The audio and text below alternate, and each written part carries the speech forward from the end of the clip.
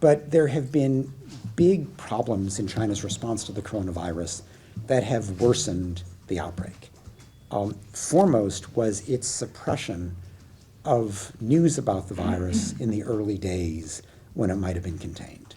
Public Health 101 says the first step needed to address any serious problem is complete transparency about information.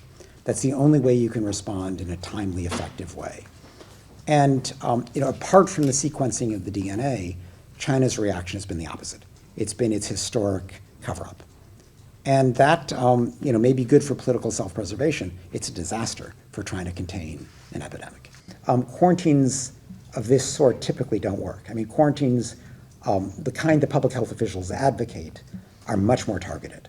They're aimed at people who have been identified as having the virus, and they're put in a place where they can receive treatment as well as food and housing, and then it's a way of avoiding their infecting others.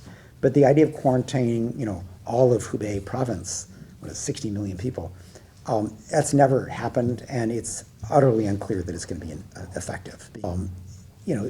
People need to be fed, they need to be housed, they need to get treatment, and there are huge gaps in the Chinese government's response to these individual needs. So, this is not a rights-oriented approach to public health. This is, treating public health with a sledgehammer.